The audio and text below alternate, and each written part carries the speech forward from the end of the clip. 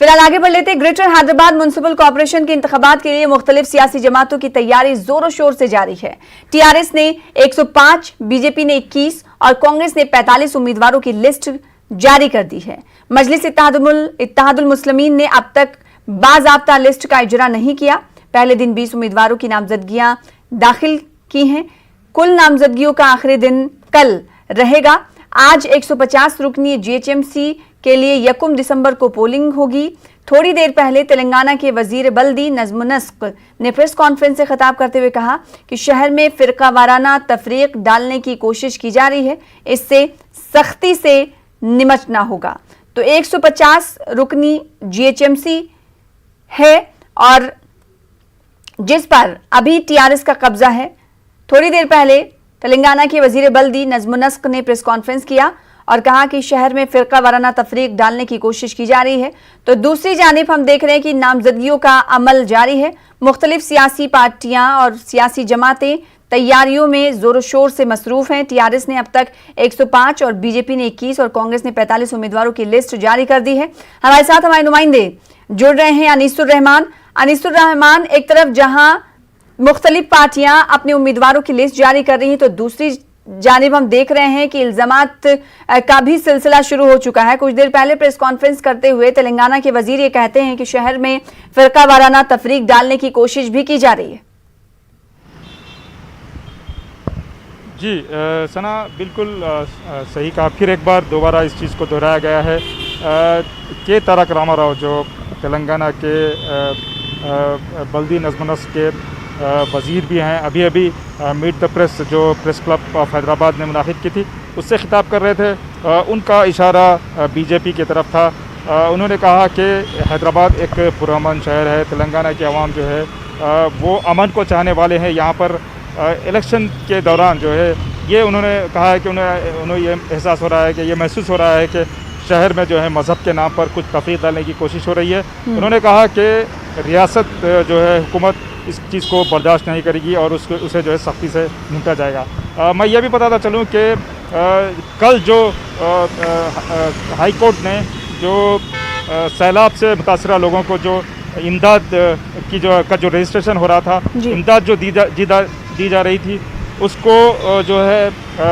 एक रोक लगा दी थी। तो उस सिलसिले में ये कहा गया था कि ये जो इक़दाम हुआ है इलेक्शन कमीशन का, रियासती इलेक्शन कमीशन का, वो बीजेपी के सदर बंडी संजय के लेटर की बुनियाद पर किया गया है। बंडी संजय का कहना यह है कि उन्होंने ये लेटर नहीं लिखा है, टीआरएस वालों ने खुद इसको जो है एक जालसाजी के ज़रिए ये लेटर को पेश किया है।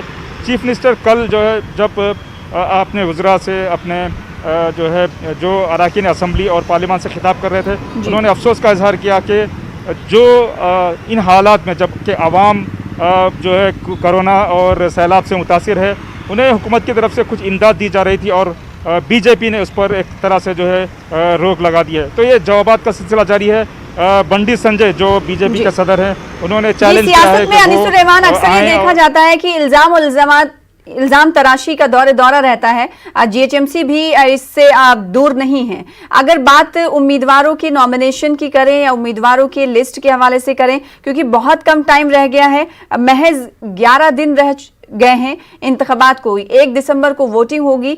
अभी तक उम्मीदवारों के नामों की लिस्ट ही जारी की जा रही है। कैंपेनिंग के हवाले से क्या कुछ सरगर्मियां देख पा रहे हैं आप? जी बिल्कुल, नॉमिनेशन दाखिल करने के लिए कल यानी 20 नवंबर जो है वो आखिरी तारीख है। अभी तक जो जिस तरह से जो फहरिस्तों का ऐलान हुआ है, कांग्रेस ने जो है तकरीबन 50 उम्मीदवारों का ऐलान किया है।